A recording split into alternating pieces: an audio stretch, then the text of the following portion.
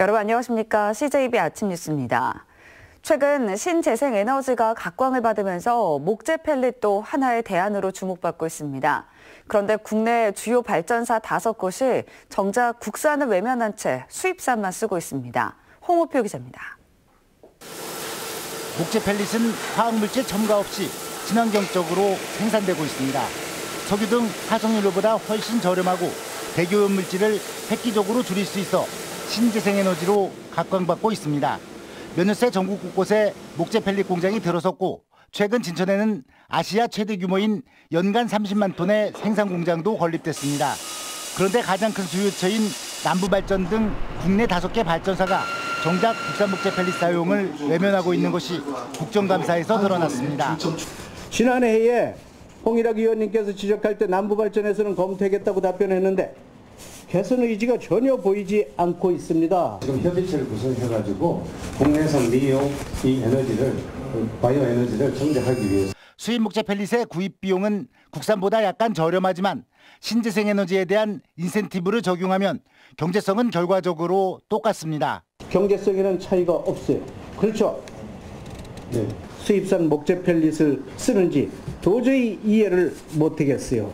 매년 국정감사 때마다 지적돼 온 국내 발전사의 국산 목재 펠릿 외면 문제. 이번엔 개선하겠다 수준의 답변으로 어물쩍 넘어가지 않도록 후속 조치가 필요해 보입니다. CJB 뉴스 홍우표입니다. 충북도의회가 KTX 오송역 활성화를 통한 세종역 신설 저지와 충북선철도 고속화 사업 특별위원회 구성을 다음 주 중 마무리할 방침입니다. 도의회는 오는 24일 임시회 본회의에 앞서 운영위원회를 열고 특위 명칭과 활동 범위, 기간 등을 정해 본회의에 곧바로 상정한다는 계획입니다. 사람이 변하면 시대도 변하기 마련입니다. 교육의 모습 또한 다양하게 변해왔는데요. 미래를 전망하며 각계에서 여러 기대와 우려 섞인 목소리도 나오고 있지만 많은 사람들은 교육에서 답을 찾고자 합니다. 충북에서도 새로운 흐름에 맞춘 다양한 교육적 시도들이 등장하고 있는데요. 이 충북 교육의 새로운 도전과 과제를 짚어봤습니다. 충북 교육의 미래를 보다 오늘은 첫 순서로 자연을 닮은 학교 초록학교를 이윤영 기자가 다녀왔습니다. 울긋불긋 코스모스길을 따라 호기심 어린 눈빛의 아이들이 뛰어다닙니다. 그치, 꿀 따고 있지. 어디요? 여기 벌이 방금 꿀 따서 꿀 따고 갔어. 꿀벌이. 돋보기를 들고 꽃잎을 이리저리 살피는 아이들. 진짜 예쁘다. 꿀이 좋아. 이거는 8개야. 벌이 꿀 좋아해요. 학교 앞마당 놀이터에서 줄놀이를 하는 아이들의 얼굴에는 해맑은 미소가 끊이질 않고 숲속 반딧불 도서관에서는 팝콘을 먹으며 책 읽기가 한창입니다. 맑고 시원한 바람 아래 찰흙과 나뭇잎으로 만들어내는 세상은 수업이 아니라 놀이입니다. 숲놀이터도 있고 염소도 있고 숲길도 있고 막 여러 가지가 있는 것도 너무 좋아요. 이제 또 맨발로 걷는 것도 생기고 그래서.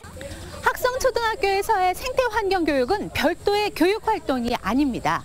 늘 생활 속에서 자연과 함께하는 마치 소풍과도 같은 수업. 바로 초록학교가 추구하는 수업입니다. 맨날 교실에 그런 틀에 박힌 곳에서 아이들이 생활을 하다가 이곳은 이제 학교 자체가 다 수업 공간이에요. 그러다 보니까 창의성도 켜지고. 충북교육청이 전국에서 최초로 시행한 자연을 닮은 학교 초록학교.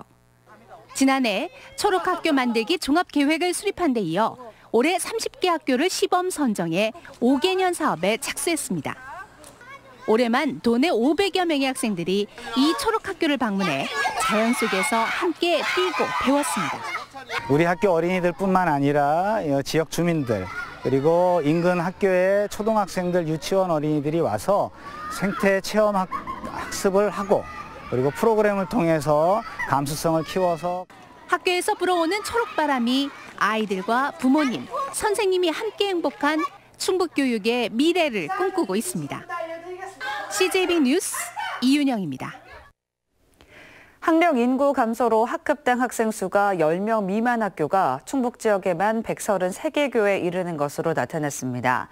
이는 도내 전체 학교의 27.7%에 해당하는 것으로 전국 평균 16%보다 10% 이상 높은 수준입니다. 한편 도내에서 학급당 학생 수가 30명 이상인 학교는 25개 교에 불과합니다. 충북 지역 귀농 귀촌인이 해마다 꾸준히 늘고 있습니다. 충청북도에 따르면 지난해 도내 귀농 귀촌인은 34,290명으로 1년 전보다 2,500명, 2015년보다 3,200명이 증가했습니다. 시군별로는 청주시가 13,000명으로 가장 많고 음성군, 진천군 순입니다.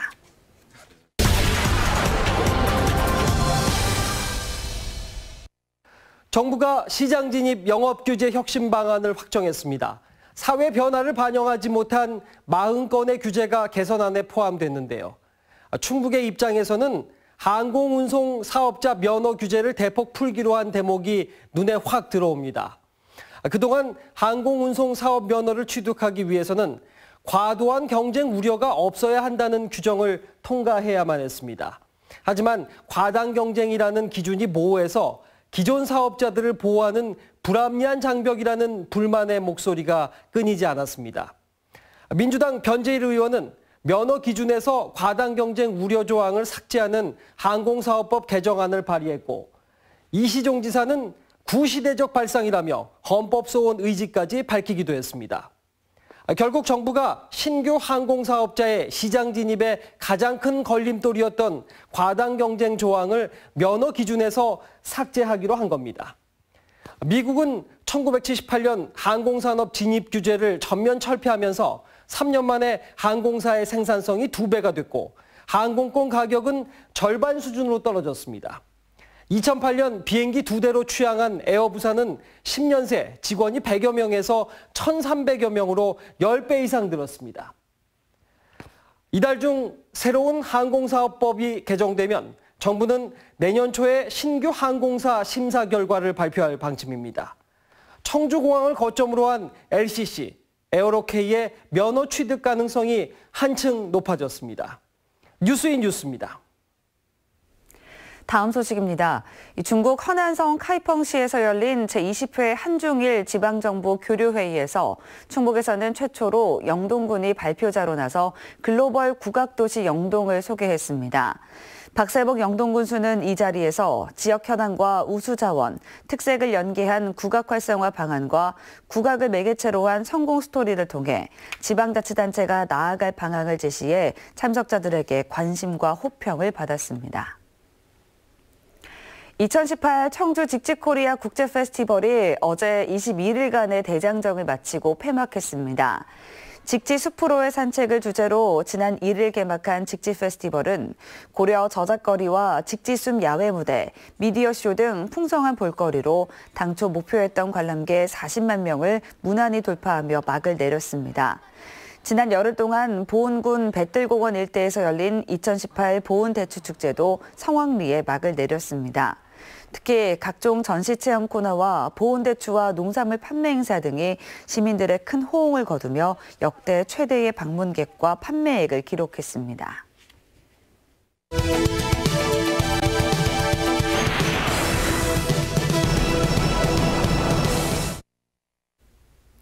지난주 저희 CJB는 창사 21주년 특집 뉴스에서 지방 소멸에 대해 좀 더 깊이 생각해보는 집중 취재를 방송했습니다.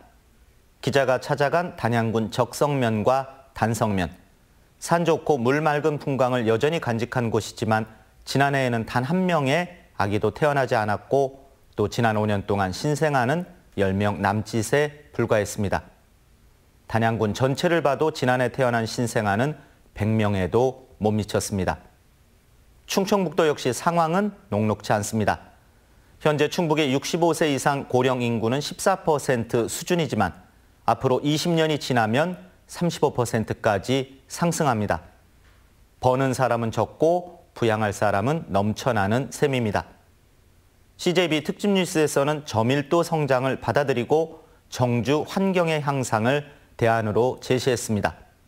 성장을 멈춘 현실을 인정하고 그에 맞는 새로운 패러다임을 만들자는 겁니다. 사람을 중심에 놓는 기업 유치와 경제 정책도 제안했습니다. 지역 내 총 생산이 몇 %고 수출 실적이 몇백억 달러니 자랑하는 지표 경제보다는 주민들이 얼마나 안정되고 수입이 보장되는 일자리를 확보할 수 있는지를 앞서 생각하자는 겁니다. 기업의 매출 규모보다 쓸만한 일자리를 얼마나 많이 제공하는지에 더 집중하자는 얘기입니다. 아울러 젊은 농부들이 다음 세대를 키우는데 넉넉한 농촌을 주문했습니다. 농업의 선진화든 농촌의 4차 혁명이든 슬로건보다는 소득과 교육 등 인프라가 확보된 공간을 먼저 만들자는 겁니다. 사실 정치 경제적으로 사회가 안정되면 인구 감소는 예외 없이 나타나는 역사적 숙명입니다. 21세기 대한민국은 이 같은 추세를 되돌릴 수 없을지도 모르겠습니다.